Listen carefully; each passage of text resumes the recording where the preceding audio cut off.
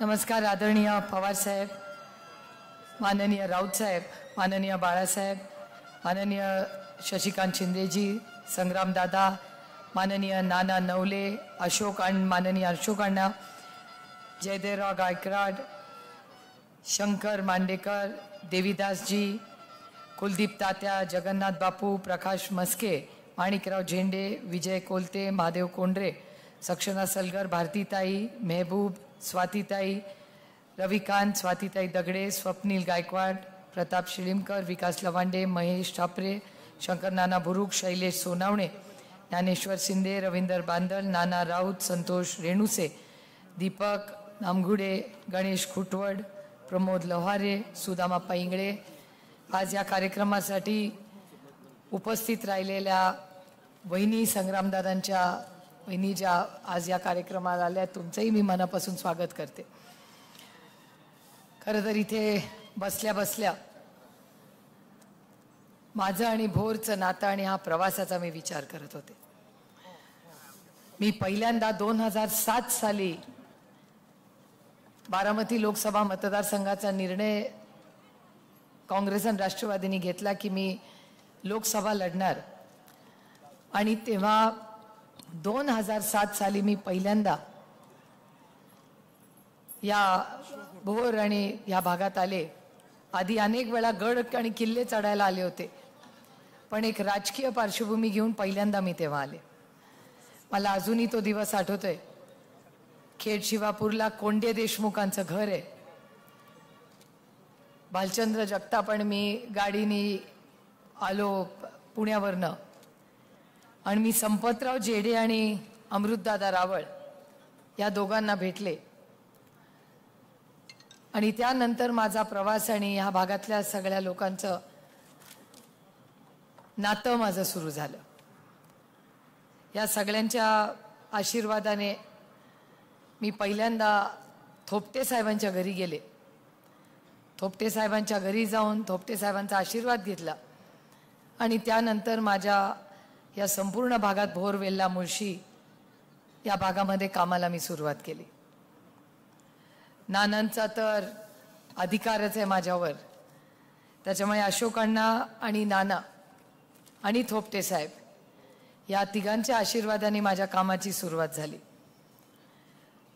मला अजून आठवतं, आज आपल्याबरोबर राघाभाऊ केंद्रे नाहीत, पण माधवराव टापरे असतील, त्या काळात खुटवड कुटुंब असेल, शिवतरे, असे अनेक कुटुंब असतील ज्यांनी एकत्र मिळून संघटना बांधणी आणि आदरणीय कैलासवासी यशवंतराव चव्हाणांचा विचार आणि आदरणीय पवार साहेबांचा विचार हा पुढे नेण्यासाठी ह्या संपूर्ण भागात काम केलं. मला अजूनही आठवतंय की सगळ्यात उत्साही रावळ दादा असायचे, आणि जेवढं रावळ दादा बोलायचे तेवढं कमी जेदे अण्णा बोलायचे. म्हणजे रावळ अण्णा दोघांसाठी बोलायचे. जेदे अण्णांचा शांत स्वभाव आणि रावळ दादांची घाई गडबड असा या संपूर्ण भागाचा प्रवास 2007 ते 2009 झाला. आणि 2009 साली पहिल्यांदा मी लोकसभा लढले. 2009, 2014 आणि 2019 या तिन्ही इलेक्शनमध्ये मोठ्या संख्येने आपण मतदान करून मला दिल्लीला पाठवलं. याबद्दल सुरुवातीलाच मी विनम्रपणे आपल्या सगळ्यांचे आभार मानते. बाळासाहेब म्हणली ही गोष्ट खरी आहे की पहिली 5 वर्ष सत्तेतली खासदार होते. गल्लीपासून दिल्लीपर्यंत आपल्या सगळ्यांची सत्ता होती आणि त्याच्यामुळे कामं होत होती. संघर्षाचा विषयच नव्हता. राऊत साहेब, आपण आयुष्यभर संघर्षच केला आणि आजही संघर्ष करताय, त्याच्यामुळे तुम्हाला त्याची सवय आहे. आम्ही इतके वर्ष सत्तेत राहिलो की आम्हाला अरे बापरे संघर्ष करायचा आहे का, त्याचाही विचार असा करावा लागतो. म्हणजे गंमत म्हणून तुम्हाला सांगते, आंदोलनाची जेव्हा वेळ येते तेव्हा शिवसैनिक ताकदीने उतरतात. काँग्रेस आणि राष्ट्रवादी काँग्रेसचे कार्यकर्ते म्हणतात अच्छा आता आंदोलन करायचंय. मी जोपर्यंत खाली बसत नाही तोपर्यंत सगळे खाली बसत नाहीत. एखादा म्हणतो अरे शर्ट खराब होते ना, म्हणलं अरे धुता येतो. पण एक वेगळ्या व्यवस्थेत राष्ट्रवादी काँग्रेस आणि काँग्रेस वाढलेली आहे. त्याच्यामुळे पहिल्यांदा 10 वर्ष हा संघर्ष सगळ्यांना वाटतोय. पण मला आता त्याची इतकी सवय झाली की आता सत्तेत गेल्यावर काय भाषण करायचं हा एक मोठा प्रश्न पडलेला आहे. कारण का संघर्षाची सवय लागली आणि जितका जास्त संघर्ष ना उतना ज्यादा मजा आ रहा है. पहिले काही दिवस गेले की आता कसं होणार, काय होणार. आता काही महिन्यांनी वाटतंय अरे वा हे तर जास्त चांगले. आणि त्याच्यामुळे ही लढाई ही कुठल्या व्यक्तीशी नाही आणि महाराष्ट्रात तर कुणाशीच नाही. माझी ही लढाई दिल्लीच्या तख्ताच्या या अदृश्य शक्तीच्या विरोध आहे जो आज रान उठवलंय महाराष्ट्राच्या विरोधात. महाराष्ट्राचा विरोध आणि द्वेष करण्यासाठी केंद्र सरकार आज आपल्या मागे लागलेले. पक्षफोड, घरफोड. आत्ताच बाळासाहेबांनी ईडीचा उल्लेख केला. अहो कालचीच आमची घटना विचार करा. रोहित पवारांच्यावर हल्ला काल केला. काय केलंय रोहित पवारांनी? कारखाना काढला. तसंच या राज्यामध्ये आणि 60 लोकांनी तसाच कारखाना काढला. पण ते 60च्या 60 आज भारतीय जनता पक्षात आहेत किंवा त्यांच्या मित्र पक्षात आहेत. रोहित गेला नाही म्हणून रोहितवर ईडी लागलेली. मी अनेक वेळा त्या आईसच्या विरोधात बोलते. आईस म्हणजे इंग्रजीमध्ये आईस म्हणजे बर्फ. आईस नाही, इन्कम टॅक्स, सीबीआय आणि ईडी. तुम्ही आमच्या बाजूनी आला तर तुम्हाला माफी, आणि जर नाही आला तर रोहितचं जे केलं ते हा त्यांचा निर्णय. लांब कशाला जा. सगळ्यात नवीन मी उदाहरण तुम्हाला देते. मी स्वतः माझ्या डोळ्यांनी पाहिलं आणि कानांनी ऐकलेलं. एक गुरुवार होता, मला अजून आठवतं. पार्लमेंट मधली गोष्ट आहे. 4:15 वाजले होते. या देशाच्या अर्थमंत्री आल्या आणि म्हणला आम्ही आज भ्रष्टाचार काढणार आहोत.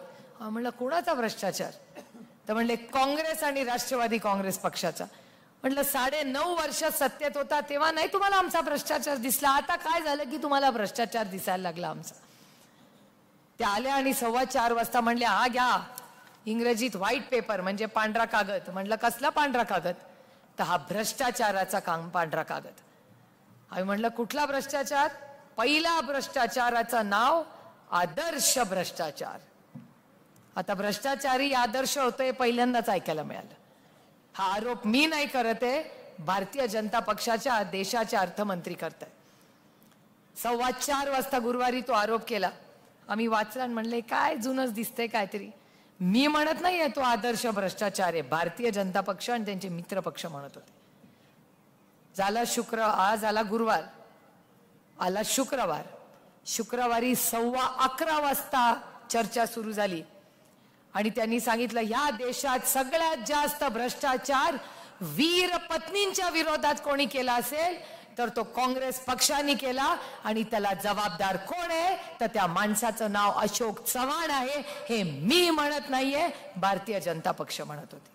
भारतीय जनता पक्ष हा आरोप करत होती भ्रष्टाचाराचा. सगळ्यात मोठा भ्रष्टाचार कोणी केला तर अशोक चव्हाणांनी केला. हल्ला चढवत होते. इथून काँग्रेसला मदत करावी म्हणून राष्ट्रवादी उतरली आणि म्हणली अशोक चव्हाणांनी भ्रष्टाचार केला नाही आम्हाला सांगा का. इथून आमचा वाद युक्तिवाद दोन्ही बाजूनी चालला होता आणि सातत्याने ते म्हणत होते अशोकराव भ्रष्टाचारी आहेत आहेत आहेत आणि आम्ही म्हणत होतो नाही नाही नाही का आम्हाला सांगा. हा झाला शुक्रवार. शनिवार रविवार पार्लमेंट नव्हतं. सोमवारी सकाळी मी टीव्ही लावला 7:45 वाजता बातम्या बघायला आणि त्यांनी सांगितलं अशोक चव्हाण नॉट रिचेबल.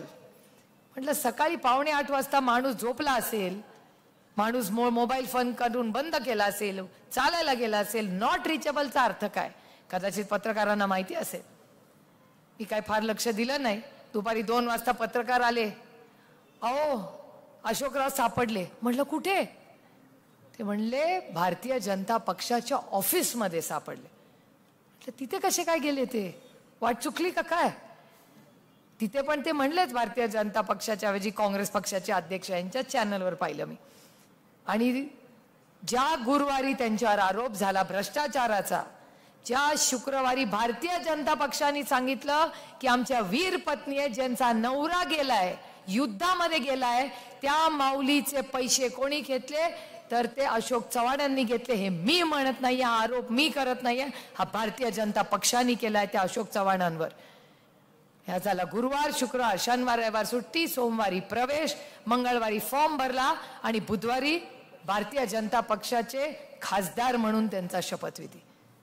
म्हणजे अशोक चव्हाणांनी भ्रष्टाचार केला का नाही केला याचं उत्तर माझ्याकडे नाही आहे, पण मला भारतीय जनता पक्ष आणि त्यांच्या मित्र पक्षाला विचारायचं आहे, ना खाऊंगा ना खाने दूंगाचं काय झालं? मग जर अशोक चव्हाणांनी भ्रष्टाचार केला असेल तर मग काय करायचं हे तुम्हाला माहिती, आणि केला नसेल तर भारतीय जनता पक्षाने हात जोडून काँग्रेस पक्षाचे त्यांना सॉरी म्हणलं पाहिजे, त्यांची माफी मागितली पाहिजे की आम्ही जो अशोक चव्हाणांवर केला तो भ्रष्टाचार नाही. कुणासाठी चाललंय हे सगळं? पक्षफोड, घरफोड, काय पाद्यबद्ध? याचा अर्थ त्यांची ताकदच नाहीये भारतीय जनता पक्षाची. आणि 10 वर्ष आम्हाला विचारतात 70 वर्षों में तुमने क्या किया? अहो माझ्याकडे उत्तर आहे त्याचं, 70 वर्षात काय केलं मला सांगा. आपण हरिश्चंद्र भोर वेल्ल्यात बसलेलो आहोत. मला सांगा की तुमच्याकडे वीज कोणी आणली? काँग्रेसने आणली का भारतीय जनता पक्षाने आणली? काँग्रेसने आणली. कॉलेज कोणी काढलं? काँग्रेसने का भारतीय जनता पक्षाने? अंगणवाडी कोणी काढली? शाळा कोणी काढल्या? हॉस्पिटल कोणी काढला? औषध कोणी काढला? बँक कोणी काढली? दुधाचा व्यवसाय केव्हा कोणी काढला सांगा मला. थोपटे साहेबांच्या नावाने इथे सगळ्यात मोठा दुधाचा संघ आहे का नाही? मग जर बँक काँग्रेसने काढली, दूध संघ काँग्रेसने काढला, शेतकऱ्याला हमी भाव काँग्रेसने दिला, शाळा, हॉस्पिटल, रस्ता पण काँग्रेसच्याच काळातला आहे, मग 10 वर्षात काय पाडलं आपल्या पत्रात? तर महागाई आणि बेरोजगारी. इथे बोर आणि वेल्ल्यातले सगळे लोक हे कष्ट करणार आहेत. दुधाचा सगळ्यात मोठा व्यवसाय आपल्या भागातून होतोय, मुळशीचे पण काही लोक आहेत. मला खरं सांगा, जेव्हा दुधाचं आंदोलन झालं 5 रुपये वाढवून द्यायचा निर्णय घेतला, वाढवले का या सरकारने? कुणाला तरी 5 रुपये मिळाले का? आणि 6,000 रुपये देता कुणासाठी? अरे 6,000 रुपयांनी काय आपल्या पदरात पडणार आहे? मी तुम्हाला शब्द देते, आज इथे आदरणीय पवार साहेब आणि राऊत साहेब आहेत, उद्धवजींची चर्चा करून सांगते मी तुम्हाला की राष्ट्रवादी काँग्रेस, शिवसेना आणि जेव्हा काँग्रेसचं राज्य येईल तेव्हा ह्या राज्यामध्ये सगळ्यात मोठी सरसकट कर्जमाफी कोण करेल? तर ते आमचं सरकार करेल. 10 लाख कोटी रुपये माफ केले या भारतीय जनता पक्षाने. 10 लाख कोटी रुपये ते तुमचे नाही माफ केले, ते उद्योगपतींचे माफ केले. ह्यांना 10 लाख कोटी रुपये उद्योजकांचे माफ करायला पाहिजेत, पण आपल्यासाठी 1 लाख कोटी पण त्यांच्याकडे नाहीये. या देशामध्ये शाहू महाराजांनंतर जर कुठली कर्जमाफी झाली असेल तर ती मनमोहन सिंग साहेबांच्या आणि आदरणीय पवार साहेबांनी केलेली 70,000 करोड रुपयाची कर्जमाफी झाली का नाही मला सांगा. 10 वर्ष यांचं सरकार आहे.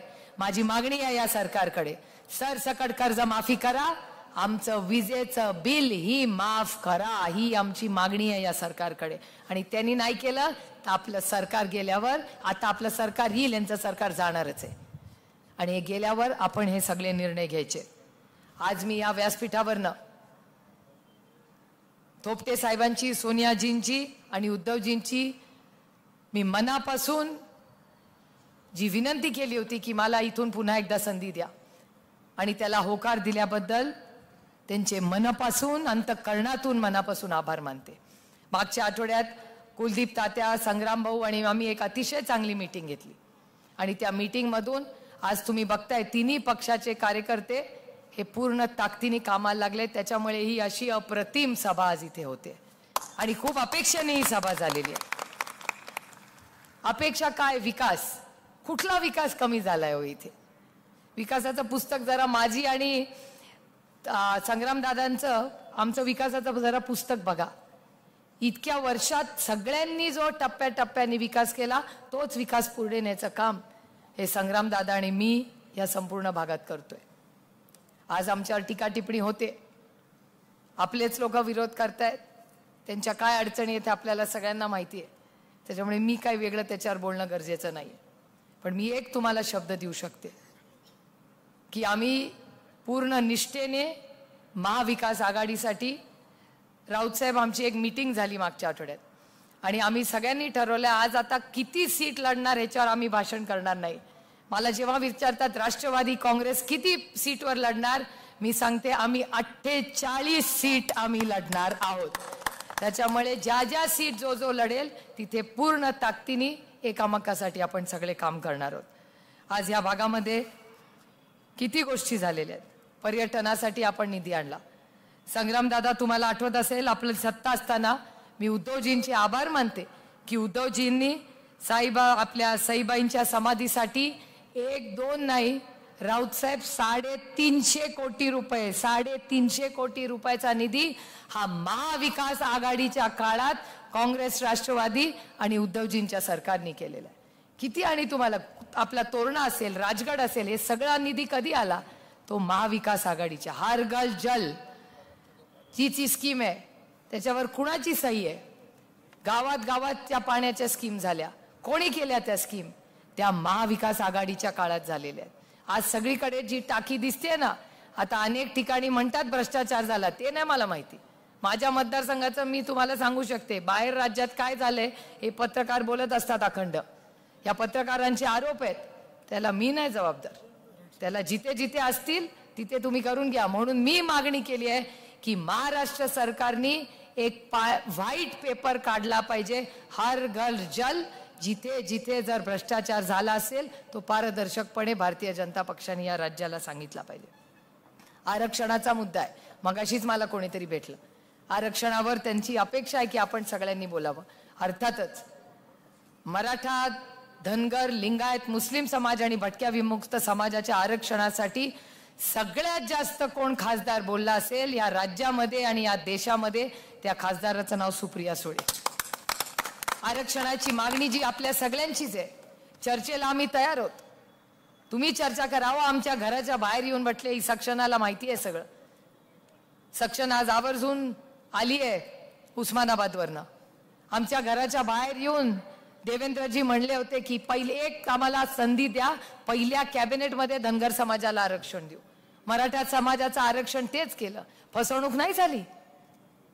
ही सगळी जी फसवी चालली आहे हे फक्त 50 खोके एकदम ओके नाही, हे ट्रिपल इंजिनचं खोक्याचं सरकार आहे। मग अशी दादा तुम्ही कांद्याबद्दल बोलला, पालकमंत्री पद सगळे दिल्लीला जातात, सीट कमी दिल्या म्हणून रडत दिल्लीला जातात। कधी तुमच्या कांद्याच्या भावासाठी कोण दिल्लीला गेलंय का? तुमच्या दुधाला पैसे मिळावे म्हणून कोणी दिल्लीला गेलंय? हे फक्त स्वतःच्या स्वार्थासाठी झालेलं हे सरकार आहे। आणि हे मी ही छत्रपतींच्या पदस्पर्शाने पावन झालेली ही भोरची भूमी आहे आणि या भूमीत आम्ही स्वाभिमानी लोक आहोत। आणि जेव्हा जेव्हा हिमालयाला गरज पडली, मदत लागली, तेव्हा हा सह्याद्री उभा राहिला आहे। हा भारताचा स्वाभिमानी इतिहास आहे। त्याच्यामुळे आज ही लढाई मोठी आहे, पण खूप मजा येते त्या लढाईमध्ये, कारण का आपण सत्याच्या बाजूने आहोत। मला सगळे म्हणतात आजकाल धार आली आहे, हो धार आली आहे माझ्या भाषणाला। याचं कारण माझ्याकडे 2 मार्ग होते। एका बाजूला सत्ता होती आणि अदृश्य शक्ती, आणि एका बाजूला विचार, संघर्ष आणि वडील। तुम्ही मला सांगा, तुम्ही माझ्या जागेवर काय केलं असतं? सत्ता आणि अदृश्य शक्ती केल्या असता का विचार आणि वडील आणि सत्याच्या बाजूने उभा राहिला असता? तुम्ही मला सांगा, सत्ता का संघर्ष? सुप्रिया सुळे, संघर्ष कधी प्रतेल, कारण का मी एक स्वाभिमानी मुलगी आहे। अहो काय अन्याय केलाय त्यांनी? आदरणीय पवार साहेब आणि कैलासवासी बाळासाहेब ठाकरे, बाळासाहेब हे आमच्यासाठी वंदनीय प्रिय आहेत आणि आयुष्यभर राहतील।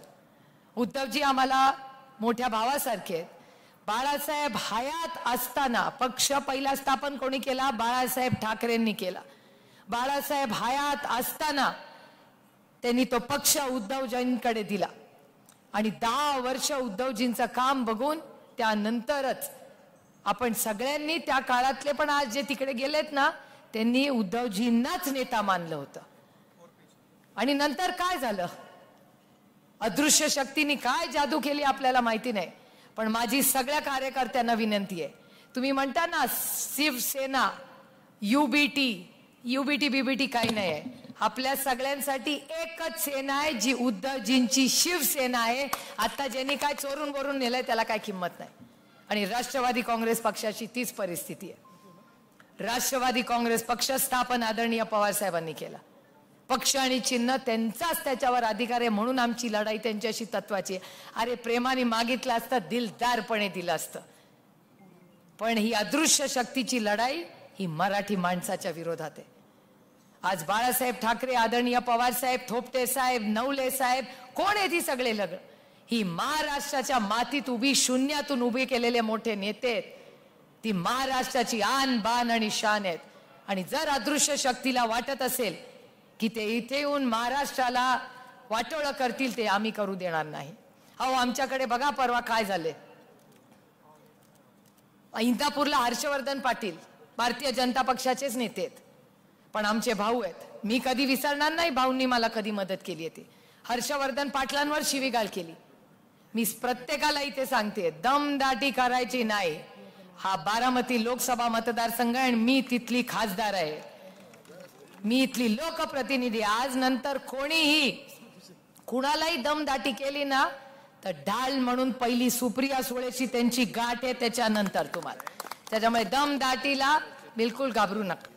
मी परवा गमतीने राऊत साहेबांना म्हणाले की राऊत साहेब तुम्ही आता विधान भवनला जाऊ नका. ते म्हणले का मी जाऊ नको. मी म्हटलं अहो तिथे मारामारी होत आहे.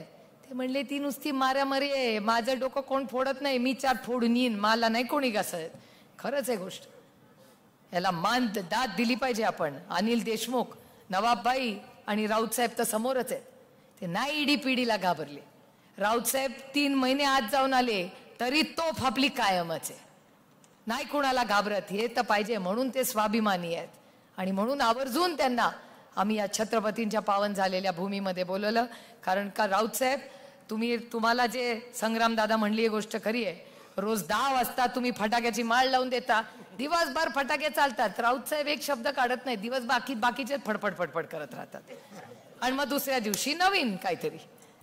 त्यामुळे आज ही लढाई ही महाराष्ट्राच्या अस्मितेची आहे. आणि माझं काम हे सेवा, सन्मान आणि स्वाभिमानाचं आहे. सेवा मायबाप जनतेची, सन्मान महिलांचा, ज्येष्ठ नागरिकांचा आणि शेतकऱ्यांचा, आणि स्वाभिमान तुमच्या माझ्या महाराष्ट्राचा. आज नवीन चिन्हांनी आपण ही नांदी सुरू होते. आणि माझा विश्वास आहे की इलेक्शन लागल्यानंतर पुन्हा मी अर्थातच तुमच्याकडे येईनच. पण आपण जी साथ इतके वर्ष दिली, तो आशीर्वाद, प्रेम आणि विश्वास हा या तुतारीवाल्या माणसाच्या शेजारचं बटन दाबून पुन्हा एकदा ह्या भागाची लोकप्रतिनिधीचं जबाबदारी आणि काम करण्याची मला आपण संधी द्याल. पुन्हा एकदा मी थोपटे साहेबांचे मनपूर्वक आभार मानून आपली रजा घेते. जय हिंद, जय महाराष्ट्र, जय आघाडी. धन्यवाद ताई. अनंतर जनतेशी एकनिष्ठा तथा